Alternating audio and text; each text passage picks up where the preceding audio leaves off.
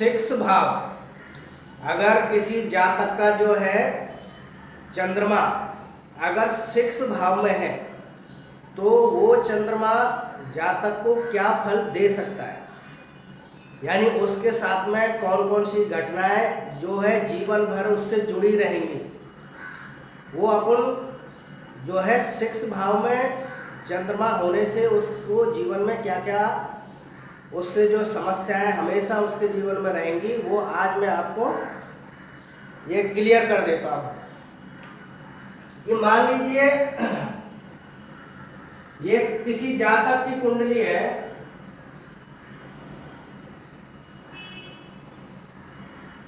और चंद्रमा जो है उसके सिक्स भाव में बैठा है, तो ये है सिक्स भाव और यहां पे समझ लीजिए चंद्रमा बैठा है, यानी सिक्स भाव में अगर चंद्रमा बैठा है तो उसको क्या फल मिल सकता है। तो पहली बात तो ये देखो कि सिक्स भाव जो है वो कौन कौन सी चीजों को अपन को दिखाता है कि सिक्स भाव में देखो रोग आता है, सिक्स भाव में रोग हो गया, शत्रु हो गए, सिक्स भाव में कर्जा हो गया, सिक्स भाव में तुम्हारा जॉब नौकरी जो भी है,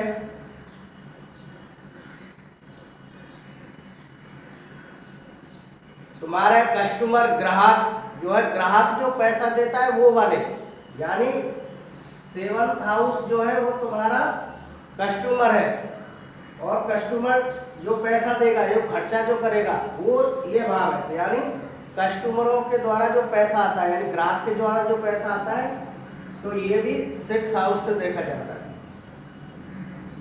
बाकी ये बैंक है,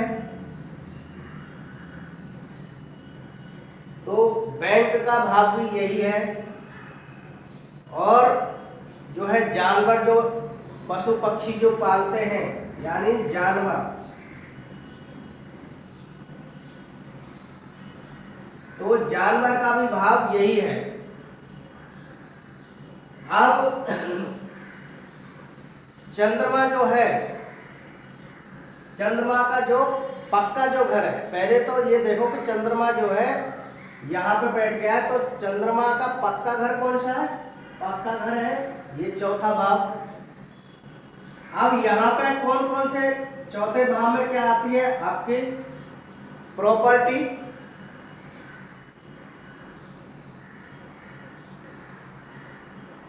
प्रॉपर्टी हो गया, माता का घर है,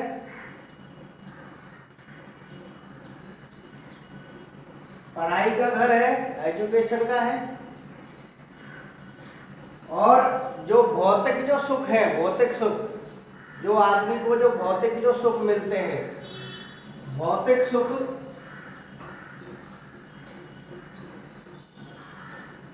भौतिक सुख ये जो है आपको चौथे भाव से मिलेगा। और चंद्रमा जो है लक्ष्मी का कारक है, पैसे का, धन का जो है चंद्रमा से पैसा मिलता है।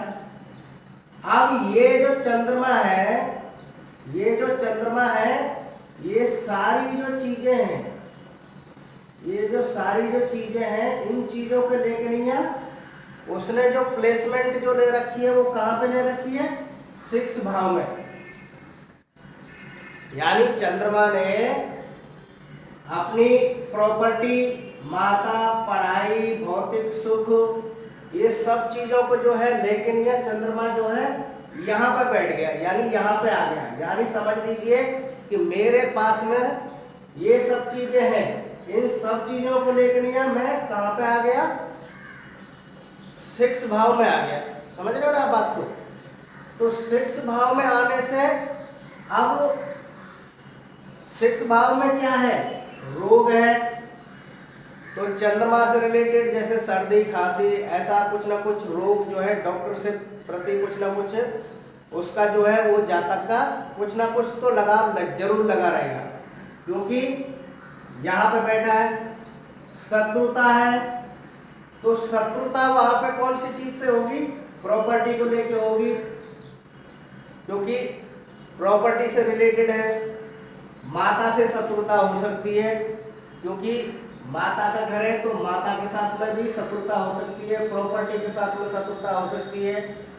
हो सकता है कि उस जातक की पढ़ाई ना हो, क्योंकि 6 हाउस जो है वो चंद्रमा का जो है, यहाँ ये जो देखा जाए तो ये जो घर है ये बुध का घर है, यानी किसका घर है? 6 हाउस जो है वो बुध का है। तो चंद्रमा जो है बुध के घर में जाके बिगड़ जाता है, तो हो सकता है कि उसकी पढ़ाई लिखाई में भी बहुत सारी परेशानी आ सकती है। उसको भौतिक सुख चंद्रमा दे सकता है, लेकिन चंद्रमा यहाँ भौतिक सुख देने के बाद में उसको कुछ ना कुछ प्रॉब्लम जरूर देगा। यानी चंद्रमा यहाँ पे है तो वो पैसा वैसा तो देगा, क्योंकि वो धन का है, बैंक से, क्योंकि 6 हाउस जो है कस्टमर का है। मैं आपको पहले बताया कि 6 हाउस जो है वो कस्टमर का है, जो आदमी अपने को जो पैसा देता है उसका भाव है। तो चंद्रमा यहाँ बैठा है तो पैसा तो मिलता रहेगा, वो जातक को कहीं ना कहीं से उसका पैसा तो मिलता रहेगा, लेकिन उसको उस पैसे के साथ में जो है ना ये शत्रुता, कर्जा, बैंक का, जानवर का भी उससे प्रेम हो सकता है, बैंक का उसके ऊपर कर्जा हो सकता है, नौकरी में भी जो जॉब है उसमें भी उसको उतार चढ़ाव आ सकता है। तो ये जो सारी जो सिचुएशन है वो सिर्फ चंद्रमा की वजह से बनेगी, कि चंद्रमा उसको शत्रुता पैदा कराएगा। भले पैसा दे उस जातक को, पैसा भले कितना भी आ जाएगा उसके पास में, लेकिन कहीं ना कहीं जो है ना उसको शत्रुओं का भी सामना करना पड़ेगा। दूसरी बात, उसको कर्जा का भी लेना पड़ेगा। कर्जा उसके 2% से हो सकता है, प्रॉपर्टी को लेकर नहीं है, या भौतिक सुख को लेकर नहीं हो सकता है, या तो फिर उसको माता का कुछ ऐसा कारण बन सकता है जिसकी माता की वजह से उसको कर्जा पानी हो सकता है। दूसरी बात क्या है, बैंक से भी लोन ले सकता है, बैंक का भी उसके ऊपर कुछ कर्जा पानी हो सकता है। जानवरों के प्रति उसको प्रेम हो सकता है, उसके ऊपर भी वो जो है व्यक्ति खर्चा पानी कर सकता है, समझ रहे हो आप। लेकिन उसको ये जो है परेशानी, उसको ये परेशानी ये चीजों को लेकर नहीं है, उसको ये परेशानी होगी। कहने का मतलब मेरा ये है कि चंद्रमा जो है वो उसका पक्का घर की जो वस्तुएं हैं वो ये हैं, और वो बैठ गया यहाँ पे, तो इन चीज़ों को लेके नहीं है, और इन चीज़ों को मिक्स कर दीजिए, कंबाइंड कर दीजिए, तो वो कहीं ना कहीं जो है आप देखोगे कि वो कहीं ना कहीं इन्हीं चीज़ों को लेके नहीं है, जो है ना डिस्टर्ब रहेगा हमेशा। अब चंद्रमा मानसिक रोग भी है, तो कहीं ना कहीं उसको मानसिक परेशानी रह सकती है, समझ रहे हो। अब बात आती है ये कि जो है किसी का कर्क लग्न रहता है। अब ये राशि के हिसाब से अगर जाना चाहे तो राशि के हिसाब से भी आप जा सकते हैं। जैसे किसी का कर्क लग्न है तो यहाँ पे कौन सी राशि आएगी, यहाँ 10, यहाँ पे 9 राशि आएगी, तो उसके राशि का भी उस जातक के ऊपर प्रभाव पड़ सकता है।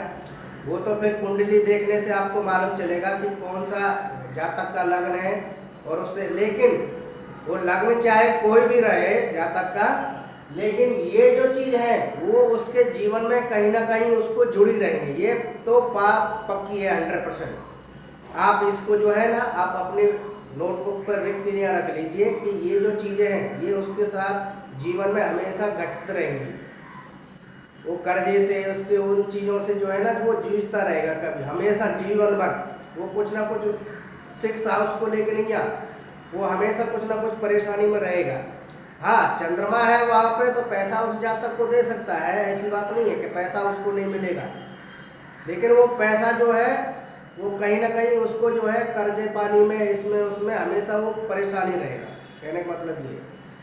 तो आज मेरा कहने का मतलब, समझाने का मतलब यही था कि चंद्रमा अगर जातक का 6 भाव में है तो उससे आदमी को कैसे बचा जा सकता है, उसके लिए क्या करना चाहिए, कौन सी दिशा में सोना चाहिए, माता से उसको क्या चीज़ लेके अपने पास में रखना चाहिए कि जिससे कि वो उन चीज़ों से जो जूझ रहा है उससे दूर हो जाए।